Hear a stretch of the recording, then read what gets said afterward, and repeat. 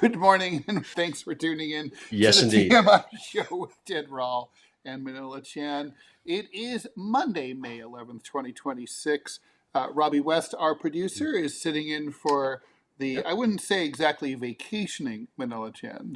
Vacationing is not an accurate way to put it. The reason I'm laughing is, I asked right before we went on, Robbie's camera and mic weren't on, and so I was like, "Where are you? Turn them on." Then he said, Uh, okay, sure, but there's a slight delay. Logistics. You have to understand. I can't go into more detail than that, but well, I "Okay, all right. could, but No, this is a well, you don't family have show. to. Yeah, No, okay. this is a family show, so I can't. Do I have a PO box set up? I do not have a PO box set up. Okay. Yeah, Well, Annie Anna was asking if I have a PO box. I do not. I so do have a Rumble wallet set up though. yeah, but that's. I think they want the person wants to send you something in the material world.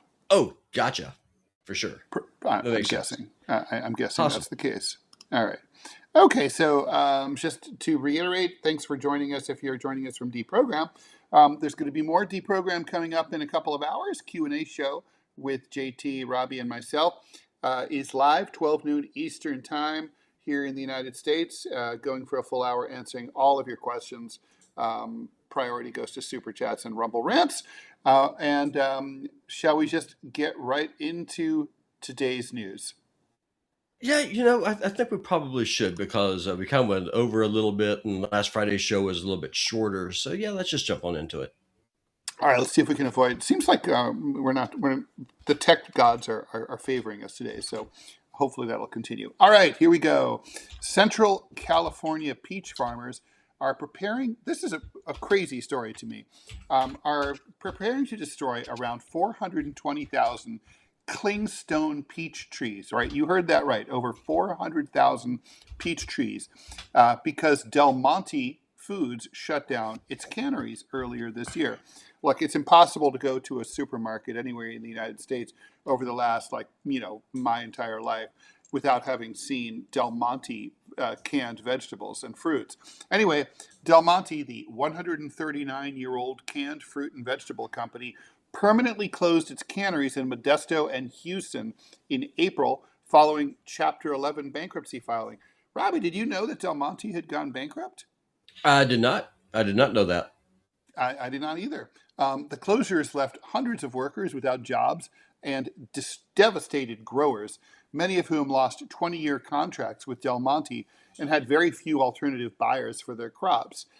Farmers could face an estimated $550 million in lost revenue, that according to the Sacramento Bee newspaper. In response, Senators Adam Schiff and Representatives Mike Thompson and David Valadao announced last week that affected growers could receive up to $9 million in federal aid in order to remove up to 420,000 peach trees before the upcoming harvest season, which typically runs from late May through September. The approved emergency assistance would help growers remove about 3,000 acres of peach orchards, removing about 50,000 tons of peaches from production, could reduce oversupply and save farmers an estimated $30 million in additional losses. The growers can then pivot to another crop. For generations, Central Valley family farms have relied on Del Monte's Modesto facility to process their peaches, Valadeo said in a statement. Central California peach farmers will receive about $9 million to cover their $500 million loss. It really does sound like the American government to me. I don't know parenthetically, Robbie, if you heard this, but the White House Correspondents' Dinner is under, they're trying to figure out whether they can reschedule after the shooting disrupted the previous one a week or two ago. Um, and they were bragging that they raised $100,000 in scholarships for journalism students. And I'm like, you raise $100,000. It costs $100,000 to attend Columbia Journalism School, which is a 2-year program for 1 year. So in other words, you raise enough money to send one kid to J school for 1 year, and that's considered that you're bragging about that anyway. Oh, I have Um, a question because you're a journalist. I mean, why do you need a college degree to be a journalist? you don't. In my No, I mean, experience, I don't understand. Explain the logic to me. no, you don't. It's an accreditation thing versus a training thing. It's sort of like do you need an MBA to be a business person? Fuck no. Most of the most successful business people in the world have never gotten an MBA. So no, you absolutely do not. It's but hoity-toity institutions like the Washington Post and the New York Times recruit extensively from these institutions. It's a filter. It's like they want to hire rich kids, and that's what they get because they don't. There's no financial aid really to go to journalism school, so only rich kids have J school degrees from places like Columbia. But isn't that the So problem? Because if you are yes, part of the privileged class, then you are going to protect what you know, and you're not going to be hiring people who are hungry for the truth and who are just going to go out there and just burn up your shoe leather. I fucking despise journalism school. So just to be clear here. All right. So in a March letter to Agriculture Secretary Brooke Rollins, Schiff, Thompson, and Valadeo, as well as 39 other members of Congress, said many of the impacted California farmers are multi-generational family growers who've spent decades building their orchards. They said that without federal assistance, the situation could cause lasting harm to the country's agricultural system. When a processing facility closes and 55,000 acres of fruit suddenly have nowhere to go, that's not something a family farm can just absorb. This funding is a critical step in ensuring these important multi-generational businesses can stay afloat, Thompson added. After a court allowed Del Monte to sell off its assets, Pacific Coast producers bought Del Monte's canned fruit business. The company agreed to buy about 24,000 tons of peaches from farmers, but that still leaves 50,000 tons without a buyer, meaning a large amount of the crop will not be used. There's a lot to unpack here, and I think it's an interesting story, even though not a widely reported one. So there's the old question of whether in a capitalist system the government should assist private enterprise, in this case, individual private California peach growers in their moment of need. And then there's the other question of like the tremendous waste created by a capitalist system. I mean, just think about all this food. Now, I understand that, you can't really ship, peaches don't keep well, right? So you can't ship them to starving people all over the world, or for that matter, across the country. Well, ship But them to Los Angeles. I mean, it's right there in the same state. I mean, how many people in homeless shelters could you have fed with those peaches? couldn't they be? I'm just wondering. You can freeze them. Couldn't they be frozen? Couldn't they be dried? Right. I mean, I don't know about drying. You could definitely freeze them. I mean, Dried Georgia's peaches wasn't. are a thing. They're good. You can get I them mean, at Trader Joe's. I mean, I've never been to Trader Joe's. I got one of those. So Mm. You'll get. uh, Oh, you're going to get one. The way things are going in Kalispell, there will be one soon. I hope not. I seriously hope not. I mean, we went up to Lone Pine yesterday. We're looking out over the valley, and there's just hundreds of new houses springing up south of town.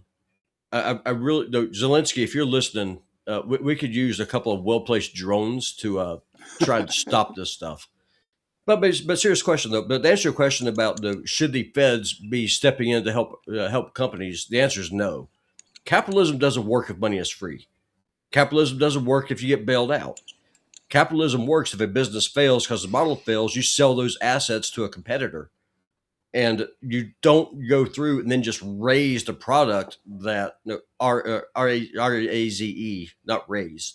Just, you don't Mm-hmm. bulldoze it, Mm-hmm. because that's literally the whole point of it. It takes years for these to grow new producing trees. That's not what you do.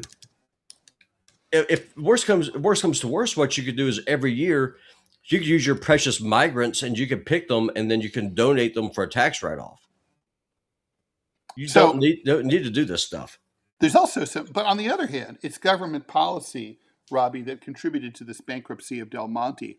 So it is true that part of what went wrong with Del Monte is that there's the consumer preferences have changed to fresh vegetables and fruits over canned ones. But it's also true that Trump's tariffs against steel have impacted, what is effectively a massive canning operation, and that was also a contributing factor. So if government policy contributes to a bankruptcy, shouldn't the ramifications of that government policy be, borne at least in part by the federal government? No, No. no, sorry. No, because you have the tariffs only work again with foreign countries. We are a vast continental country with 350 million people. You could always just market here. And like I said, if you're not able to make a profit selling, what you can do is that you can then donate that food and get tax write-offs that way. Now, there are things that you're able to do. The answer doesn't always have to be the government has to step in and solve the problem, especially when government makes the problem in the first place. And one thing I do wonder, remember how a couple of weeks ago, how we talked about how California is going through this drought and the problems with, with irrigation? Mm, Peach trees need a lot of water. they And do. so one of the things I wonder is why were they growing peaches in California in the first place instead of in Georgia and South Carolina where they're native? Well, what do you mean where they're needed? Well, for example, if you have to import a crap ton of water in order to grow these things, Mm, uh, then now that you're in a drought, these are companies that invested in the irrigation. They invested in trying to grow fruit where it normally does not grow because the environment just simply doesn't support that kind of tree life. I mean, I'm sorry, that's the whole point of investing. You make a gamble, you assume that you're able to work. If it doesn't work out, you take your lumps. This is the same problem we have with healthcare. It's privatizing the profits, but you're socializing the losses. That's all this is. well, so yeah, but we're not. We're I don't know. It seems to me like The answer the is no. tariffs. All right. Well, speaking of which, speaking of the tariffs, something that we have not talked about on either of the shows, but the, a lot of the tariffs were ruled illegal by the U.S. Supreme Court recently, and so the government, in order to to obey the Supreme Court ruling, has set up a mechanism by which companies that pay the tariffs can apply for a rebate. The thing is, a lot of the companies, there's nothing in the rule that says that if they increase their prices to their consumers, that they have to pass that savings, that rebate on to that. So effectively, isn't this just a giant federal government bribe to big business and business in general from the Trump administration? Like, yeah, I know it was kind of annoying, but we raised prices across the board, drove up inflation, but now we're going to rebate this money to you that you passed the costs on to the consumers, but you can keep it. Yeah, of course it is. And Peter over on Rumble, thank you for the $2 rant. In 2011, private equity behemoth KKR, alongside Vestar Capital and Centerview, acquired Del Monte Foods for $5.3 billion. Another shocker. Yeah, yeah. Yeah. It's But it's. I mean, are you a little shocked that a company as big as? I mean, I'm a little shocked that like a leviathan like Del Monte. I mean, when I used to work at a supermarket, unpacking cans and putting them on the shelf. I mean, Del Monte was like, it's everywhere. It's massive. It's crazy to me that it's gone. I mean, that's part of the problem, right? Because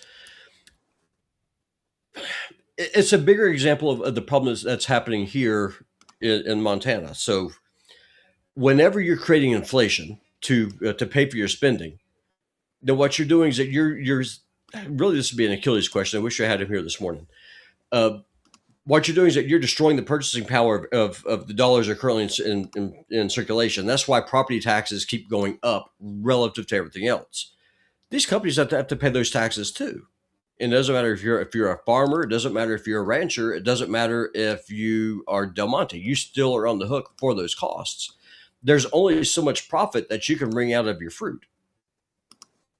Right, but they were And able to do it for 139 years. well, they were, but if you look at the rate of inflation since say 2010 to what it is now, because keep in mind, inflation is expansion of the money supply. It's not raising prices. Rising prices is a symptom. Inflation is the government actually printing dollars, expanding the supply of money that's in circulation. Well, that has to go somewhere. Real estate is one of the places where it's going to go, and that's one of the reasons why housing costs and land costs keep going up. No, we're going to see more of this.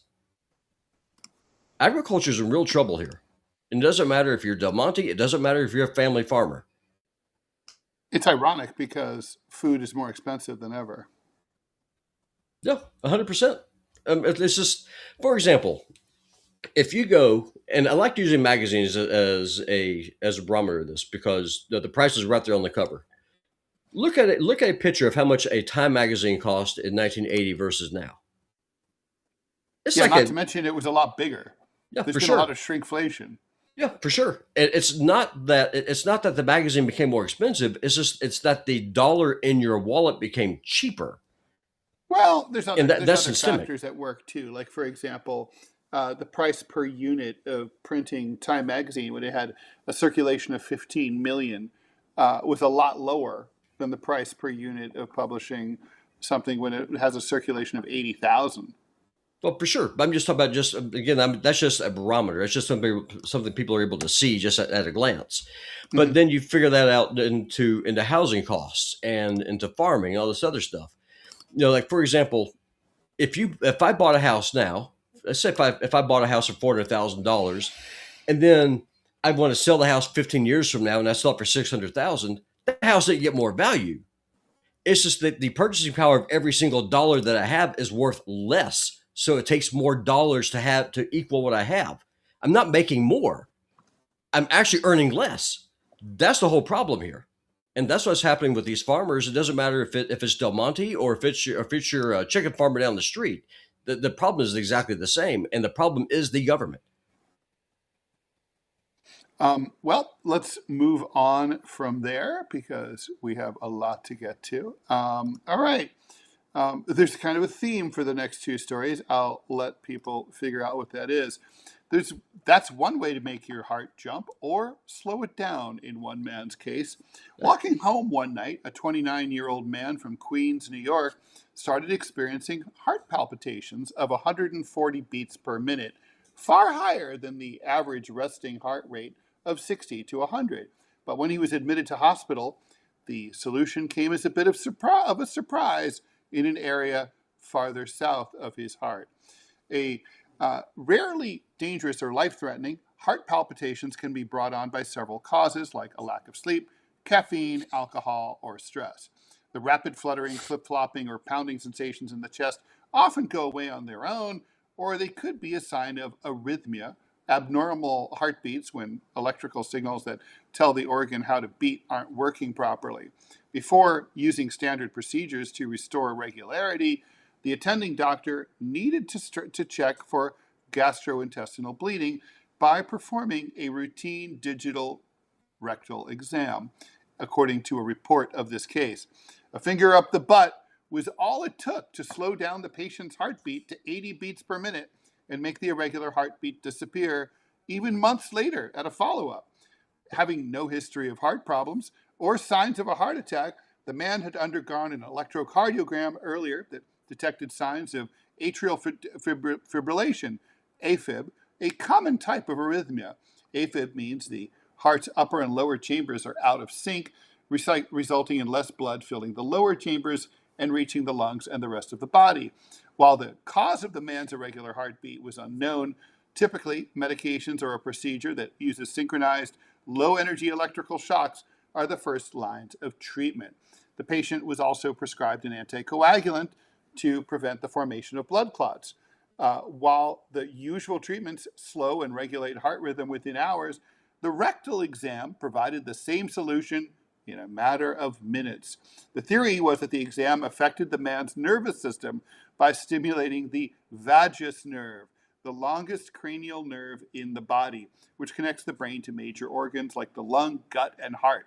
During the exam, the man was also instructed to use a technique called the Valsalva maneuver, a breathing exercise that increases activity in the vagus nerve. Vagus nerve stimulation is thought to increase activity in the parasympathetic nervous system, the counter to the body's fight or flight mode, and slow electrical conduction in the heart.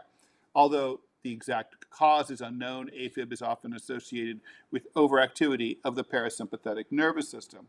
However, the heart condition can sometimes be linked to another serious condition, congestive heart failure, meaning the heart doesn't pump blood efficiently. In the case of the dude from Queens, the doctor who treated him believes the vagus nerve stimulation slowed down his heartbeats. While the rectal procedure could be another method of treating heart arrhythmias, more research is needed before it replaces traditional methods like medications or medical procedures. So, Robbie, Yeah. don't Yep. be too surprised if next time you go to the doctor and if you're complaining about your heart's a little fluttery, that the doctor says, bend over and just gives you a hard reset. I mean, maybe I will work, but I mean, I do have abnormal heart rhythm. Some people are surprised I Ooh. have a heart, but I really do. And but I know what mine's for because I don't sleep.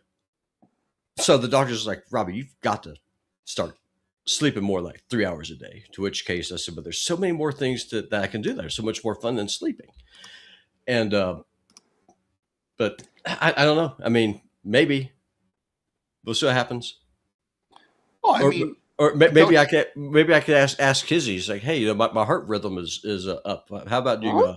just going up in there and wiggling around a little bit? See what happens. I think. Look, I think it's time for we. This is President Trump. He needs to sign another executive order ordering that all Americans, beginning with himself on national television, do a preemptive rectal exam, just in case, like you might have an undiagnosed, arrhythmia situation. Out of an abundance of caution, just people need. We should have like a team of like a whole set of high roadside and highway side like rest area, like butt huts where people can pull over and just when they're pull over for gas, they just get a finger up their butt at the same time, and then they're on their way, and You, it's going to make America healthy again. well, those 350,000 Haitians that Congress extended the legal protections for, so they can't be deported. That could be Mhm. a good job for them. But we could put them in every 7-Eleven, and whenever you go there to get gas or the gas station of your choice, you go in. Since gas prices are just so high, if you fill up your car, if you spend more than say $80 per You're going to be per fill stressed up, out, by the way. You're going to have then heart palpitations. oh, 100%. Then what you should just do is just go and bend over the hood, let your friendly neighborhood Haitian, after he gets finished eating his cat snack, slip his finger up your butt, do the hard reset, and away you go.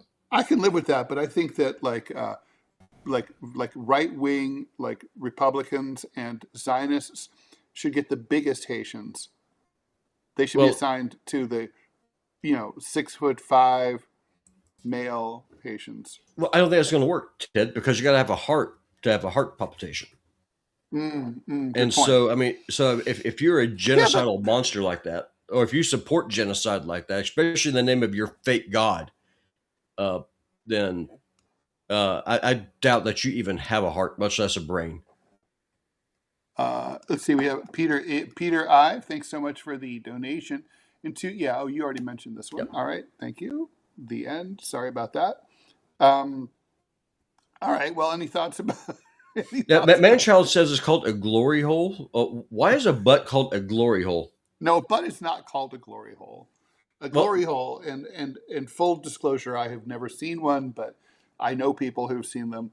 A glory hole is a hole in a cloth or like drywall or something where a dude sticks his penis through and he's not really completely clear who or what is on the other side. And then hopefully good things happen to his penis.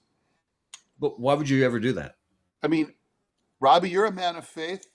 This is the ultimate expression of faith. You hope for you cross your fingers and you stick your holiest of holies through there and you really hope for the best. Yeah, no. I mean, I I, personally I'm not a man of faith. And I don't believe that there's not like an ugly syphilitic crack whore on the other side of the male on the other side of that wall. In fact, I'm sure of it. Or maybe like a wolf or something bad is on the other side of that wall. So therefore, I mean, I know you're fantasizing that like it's a hot chick, but it's not. You know, it's not. No, it's just going to have to be a hard pass. I mean, no, seriously, my wife is all I need, especially whenever she comes in between shows wearing her birthday suit. Is the camera on? So make sure everything's off. And so, yeah, no, that's seriously, that's all of that. That's all that I need, especially because she was right there at the door when I was talking to y'all about on the last show about the Confederate flag and the Black Lives Matter flag. And she's like, why are you telling all my business? Make sure the camera's off. And because so it's just we live in a very small space, and I'm the only one that has a room all to myself here in the By apartment. the way, in New York, that would be considered a very generous sized apartment. See, to me, that's insane. Why would People would walk into your apartment if it was in New York, and they'd say, "Ooh, God, how did you get such a great apartment?" how I much? had a place that was 725 square feet, and I swear to God, and granted, they were laid out very judiciously. The building was built. It was a pre-World War I building, and it was built by very intelligent architects. And so it was, but still, 725 square feet is not a big place. No. And people would walk in and say, "Oh my God, this place is huge," and I'd be like, "Only in New York." How much do y'all? How much would an apartment like that cost? Oh well, it depends. It all depends on where it would be, But let's say in a very residential neighborhood like the Upper East or the Upper West Side of Manhattan, like your apartment, assuming that it didn't face an air shaft, I would say probably a million.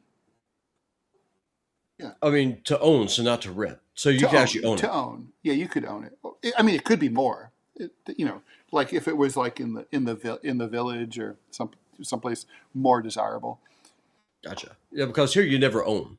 It's you always rent. Well, there must be people. Oh, you mean like there's no condos or co-ops, Not that I can afford. but people do. Oh yeah, no, people do. But I'm just talking about like an apartment like this. Just be able to come in. I mean, just for renting is what I'm talking about. Well, But wages in New York they've got to be higher than what they are here in Kalispell. they used to be, but as we were talking before the show, that's the problem. Part of what's falling apart in New York and other cities like that is that the idea was it's super fucking expensive, but you can move in, and but if you move there, it's like you're going to make so much money, it'll be worth it. That used to be true. It's not true anymore. I mean, obviously it's true for some people, um, but Robbie, if you have those, if you have arrhythmia, Yeah, you know what to do. yeah. Just go, especially since they don't have any insurance. So the next time that happens, I just say to talk to kids. Just say, okay, so I heard this on the TMI show. Ted So you Rall know told it's me. reliable. Yeah. So this has got to work. So here's what we need to do, honey. Go get the Vaseline. I'm going to bend over and just stick it up in there and just start wiggling. And we'll see what happens. We'll use the Apple Watch. We'll make sure that it goes down, Mm-hmm. and we'll go from there. Yeah. You'll go from there. That's for sure. All right. And last, and I don't believe least, really, although I still think the Del Monte story was super interesting.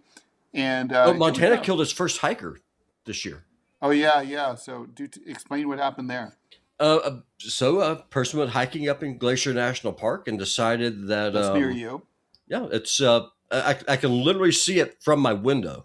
Mm-hmm. No, the mountains, and a bear decided to make a snack of this fellow.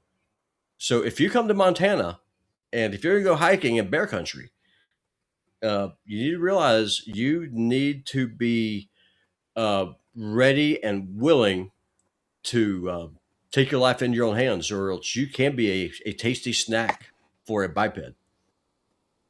Well, that's wait. Is a bear? A bear is not a biped, right? Well, Is they it? can stand up and walk around. But not like at length, right? Like I mean, can they walk around for more than say 10 steps? Depends on the bear, but I mean, typically they walk on all fours. But if they're going to kill you, They they can rear usually up. they'll usually get up and then they'll go to town. So uh, we had a very mild winter, and so I think that's probably part of the reason. Just more of them are just waking up for hibernation earlier. And this guy, he became a tasty morsel, a very Is it large grub. is it advisable to just for nobody to go outside there at this time of the year? Take a gun with you. Seriously, take a gun. And what would you do with that gun? If, You like, let's shoot say, you shoot yeah, the what bear part of the multiple bear? times. Where do you shoot them? Just wherever. The face, the neck, and the chest. It depends on the. Ideally, you want to have a rifle like what I've got right here next to me. If you're going to use a handgun, a 9 millimeters is going to piss a bear off. So have at least a 40. A 45 would be ideal. I have a 40 caliber with lead heads, so it'll What do would be the your? job. What do you think your chances of prevailing would be if you had a bear within, say, 40 feet? It's even money. Mm. And if you're a really good shot, it helps. Well. The problem is the caliber of the guns what's going to matter. If you're using a handgun, I mean it's You're even just money. If you're using a rifle like a 7.62 by 39, or ideally a 30-30 or a 30-06, uh, the odds are going to be in your favor. But what if you're about bear? using What about bear spray or air horn? um, better than nothing, but I'd rather give it lead poisoning. Just saying. All right, and last, and we have no moral obligation to go full hour here, but we might. Here we go. And if you have, oh, by the way, just a reminder, we have Q&A show for Yeah. Deprogram coming up at 12 noon. So no ads. I'm just checking that. All right, here we go. All right, let's be honest. People have a habit of bringing their phones to the bathroom. I am guilty of this myself. Um, and the odds are that someone is on the toilet reading this article right now or listening to this article right now. A 3-minute trip to the loo can easily turn into 15 minutes of reading, doom scrolling, and posting. Might Yeah. seem like a harmless way to pass the time when you're going number two. However, experts say that prolonged sitting on the toilet can hurt your health. It's even been connected to an increased risk of hemorrhoids and weakened pelvic muscles. That, according to Dr. Lei Jue, a colorectal surgeon at UT Southwestern Medical Center in Dallas. When patients present to me with complaints, one of the main areas we have to delve deeply into, see what they did there, Hmm. is spending a lot of time on the toilet, Shui said. People should spend, this is the important part here, an average of 5 to 10 minutes on the John, according to Dr. Farah Manzoor, assistant professor of medicine and director of the Inflammatory Bowel Disease Center at Stony Brook Medical Center on Long Island, New York. Why is it a problem if you stay longer? Here's a short physics lesson. Gravity keeps us grounded on Earth, but that same gravity forces the body to work harder to pump blood back into your heart, Shui said. The open, oval-shaped toilet seat compresses your butt, keeping the rectum in a lower position than if you were sitting on the couch. With gravity pulling the lower half of your body down, the increased pressure affects your blood circulation. It becomes a one-way value where blood enters, but blood can't go back, Shui said. As a result, the veins and blood vessels surrounding your anus and lower rectum become enlarged and engorged with blood, increasing your risk of hemorrhoids. Forced straining can also increase the pressure to allow hemorrhoids to build. People scrolling on their phones on the toilet tend to lose track of time, sitting and straining their muscles to get a bowel movement out. And guess what? Your doctors can tell. Nowadays, we're seeing an increase in people passing more time on the bowl, and that's very much unhealthy for the anorectal organs and the pelvic floor, Shui added. By the way, it seems to me like doing the hover like you would over a dirty gas station toilet is like one solution here. Or Turkish squat toilet or the squatty potty. Um, in addition to weakened anal muscles and forced straining, sitting on the toilet bowl for too long can also increase the risk of rectal prolapse. That's when your rectum, part of the large intestine, slips down and bulges out of your anus. The pelvic floor muscles are another type of muscle weakened from prolonged toilet sitting. Shui explained that pelvic floor muscles coordinate a significant amount of bowel movement and work with the rest of your body to make sure your stool comes out smoothly. The gravitational pressure on the pelvic floor strains the muscles when constantly sitting for long periods. So, what are you supposed to do? Keep phones, magazines, large history books out of the bathroom. Um, if you're having trouble relieving yourself, quit after 10 minutes. I don't see myself doing that. Instead, walk around a bit, since the motion can stimulate your gut muscles to produce a bowel movement. Also, get hydrated and eat high fiber food like oats and beans so you become fartier and shittier. The National Academy of Medicine recommends 2.7 to 3.7 liters of water daily. Basically, it's about 3 quarts. In addition, the U.S. Department of Agriculture recommends 14 grams of fiber for every 1,000 calories of food. Who's measuring that, though? Shui said that fiber and water soften your stool, making it easier to pass. There are situations, though, in which you have to spend an unusual amount of time on the toilet, like if you are sentenced under your prison term to spend 5 years on the toilet. Constant difficulty or discomfort when passing stool can be a symptom of gastrointestinal issues like IBS, irritable bowel syndrome, and Crohn's disease. Worsening constipation, or a need to sit on the toilet, like if you're like Ben Shapiro, you probably suffer from, you can tell he's constipated all the time just from the expression on his face. If you, or the need to sit on the toilet for a long time may also be a sign of cancer. If a growth inside the colon grows big enough, it can block the flow of your poo, which can cause constipation and bleeding. So actually, I thought it was a funny but interesting story. So basically the takeaway is wait till you really have to go, and then just like go there and hit it and quit it. Don't be dicking around on the bowl for long periods of time. Not a place to relax. Unless you're working in an office, because like when I worked for Verizon, for example, there was a guy who would, I mean, you could pretty much set your clock by like every hour and a half. He would go to his office, which is the throne room, for a solid 15 to 20 minutes at any given time. And that's Well, in just. fairness, we don't know if it was solid or mushy. But I mean, we do know that he was gone, like consistently. Yeah. And so it seems like working in an office or a retail space, sometimes the crapper is the only place that you can go to get a break outside of your sanctioned 15-minute breaks. To get some me time. Yeah, and so you're going to go in there. You're going to sit. I used to bring the newspaper, the print newspaper, to when I worked in an office, to the toilet. I must have spent like half an hour at a time. It's a wonder I didn't turn into a giant hemorrhoid. Yeah, one of my people might argue that I have.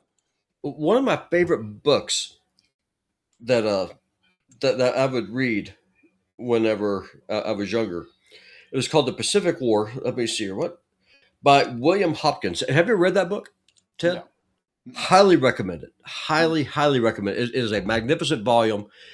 It starts in the Meiji Restoration. Basically, it's the story of the Pacific War, starting with the Meiji Restoration, the industrialization of Japan, the Washington Naval Treaty. So it's a very in-depth, incredibly well-written book.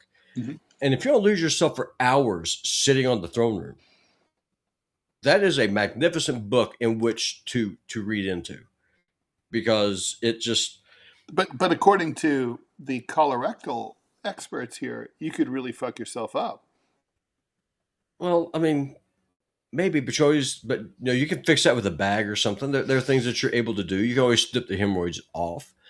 But yeah, well, but I mean, if you I'm about to deal with that myself. If you haven't, listen, I offered it up for you for free. Instead, I mean, well, it wouldn't be for free. You have to come here to Kalispell. Exactly. That's going to cost me as much as my copay.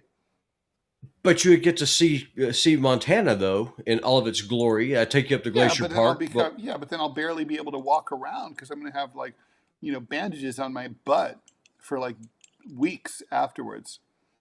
Just because of using. By the way, I got to tell you, it's going to put a serious crimp into my OnlyFans business. Well, everyone has a cross to bear, Ted. Yours is going to be your anal tags. It's true. It's really true.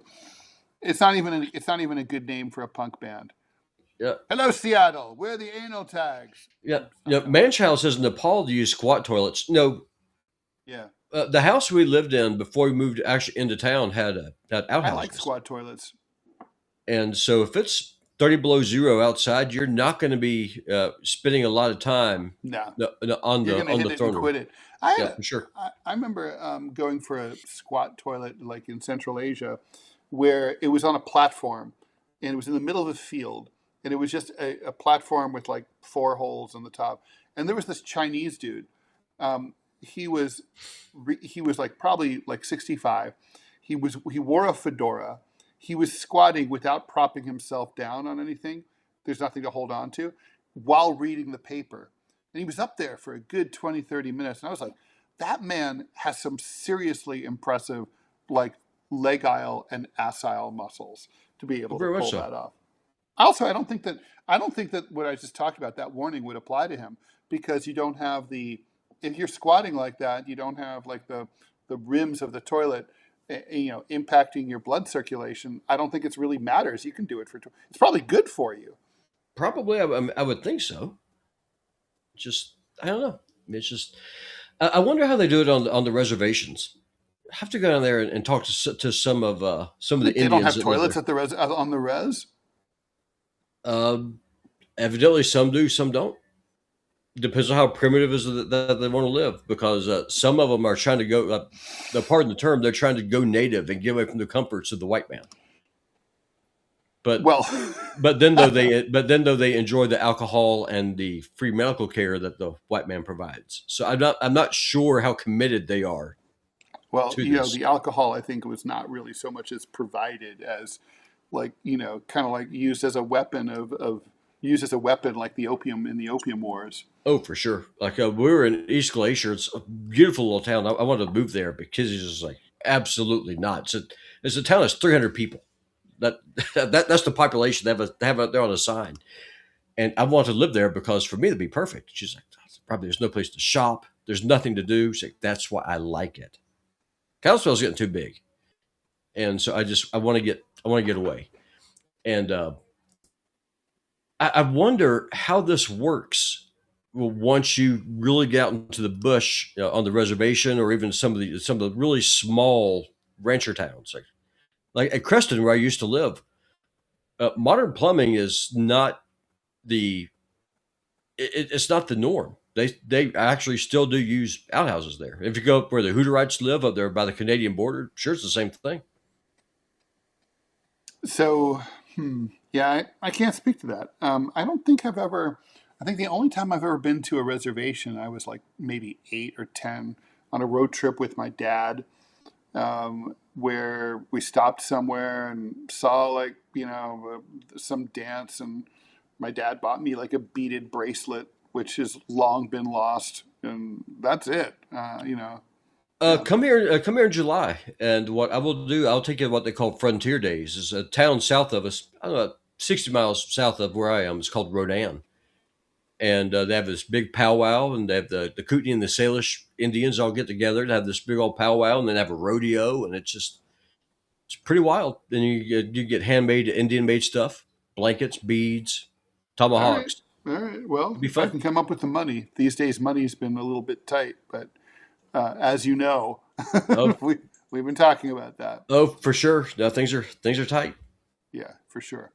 Trying to think what else is going on. Well, I guess that's probably about it. Anything else we want to say about this? So seriously, set a timer, 5 to 10 minutes. If you do bring your phone, set a timer on your phone when you sit down. But probably just don't bring your phone, and probably just wait till you have to poo.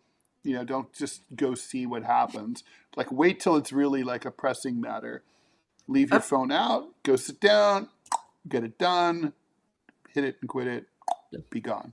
no, I do have a question for you, because Hmm. we closed out deprogram talking about those migrants who died there on that train in Laredo. Hmm. How is that the railroad's problem? Well, you wouldn't say it's a problem to have six corpses on your train? I'd say it's a problem. I say that those are people who are trying to break the law, invading another country, and they pay the price for it. I don't think it's the It's still, problem of it's Union still their Pacific. problem, though. I mean, it's I like mean, is it? it's the railroad. It's not the railroad's not.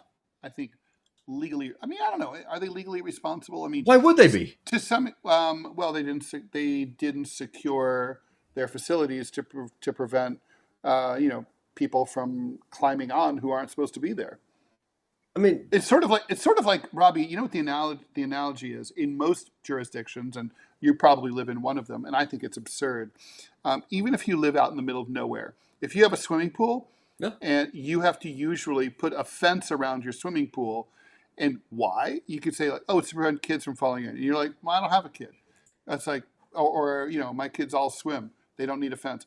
So what it's for is if someone trespasses, breaks into your pool, and a kid, and then drowns. So you're like, I'm sorry, if someone breaks into my pool and drowns, that's on them as far as I'm correct. concerned. Yes. But that's not what the law says. But I mean, there are videos.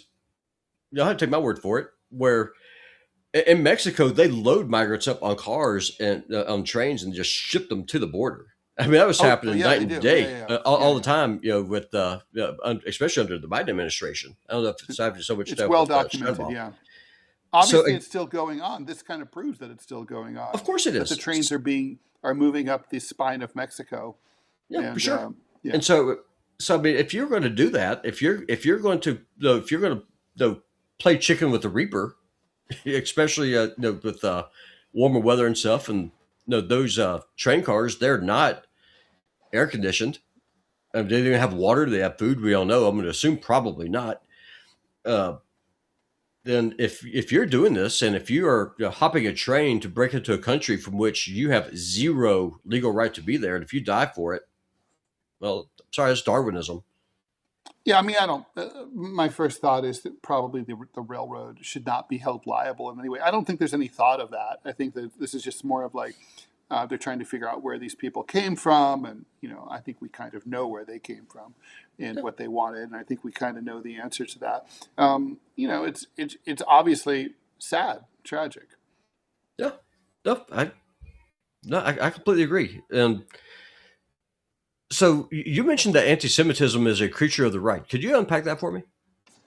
Well, I mean, traditionally, it's been like it depends on the country, but anti-Semitism has typically been a sort of fascist or proto-fascist or far right kind of thing, right? I mean, it's not like in the in during the Soviet Revolution, during the Russian Revolution, there were tons of Russian Jews who were not only involved but were at the upper echelons of the Soviet government. In contrast, the biggest anti-Semitic act in human history is the Holocaust carried out by Nazi Germany, which was a far right ideology. Um, I mean, like as to the whys of that, it's like the right has often had a close relationship with clerical, pro-Catholic, traditional kind of the clergy in Europe, and those people have often been anti-Semitic. So, like I'm kind of confused by your confusion. Well, I mean, I'm a right And by winger. the way, we have an ad when we're ready. Okay, I'm a right winger, and I oppose Israel. And if anti-Zionism is anti-Semitism, does that It's make me not. anti-Semitic? Well, that's the definition. That's the definition that's used by the It's Anti-Defamation League. That's the definition that's They're used by wrong. the ADL. That's the official definition that's used by our government.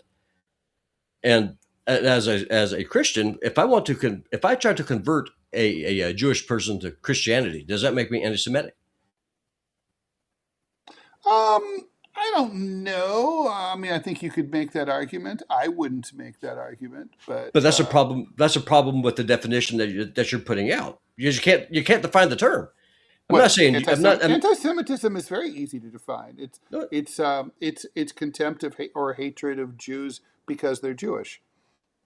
okay, so then again, if I try to convert someone to from Judaism to Christianity, does that make me anti-Semitic, or I mean, does I my personally would say not, but I think someone who's like militantly Jewish could argue that it does because you're trying to get them to renounce their Jewish identity and faith. okay? So then is Israel a religious state or an ethno state? It's an ethno state. Okay, well then religion doesn't factor into it. If I become a Muslim, I'm still a white man. So Yes, you are. do you see the problem with the word games that they play? If you Oh, let them define the yeah. terms, then you can't define anything. But you were asking about like why is it a right wing ideology? I'm just Well, saying for sure. it is. You can't. I mean, by definition, I mean you just can't like. All right, let's do. What do you think? Let's do Rumble Premium just because. Well, no, let's do Rumble Wallet because it pays better. Here we go. Okay, quick question. How much control do you actually have over your money right now? Technology has changed everything, and now it's changing how money works. Crypto started out as a niche, but now it's going mainstream. Faster payments, more control, more middlemen. This isn't hype, it's just where things are going, and getting started today is easier than you think. That's where Rumble Wallet comes in. With Rumble Wallet, you can buy Bitcoin, hold dollar-backed stablecoins, even own digital gold backed by real gold all in one place. The setup is simple. It connects with MoonPay so that you can use your debit card, credit card, or bank account and be up and running in minutes. It's not about the amount, it's about getting in early and understanding what's coming next. And once you're set up, you can even tip your favorite Rumble creators like us directly. So do this now. Scan the QR code or click the link in the description and download Rumble Wallet. From there, you can set up your wallet, buy, tap buy, and you're in the game. Take control of your money. Get started with Rumble Wallet today. I like Rumble Wallet.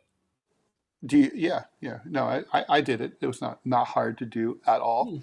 Hmm. All right, everybody. Thanks so much for joining us. We are going to be back with the Q&A segment of Deprogram at 12 noon Eastern Time. That's in just over an hour. Please like, follow, and share the show. Thank you for your generous support. And we look forward to seeing you then. Bye, everyone. Bye, y'all. Ciao.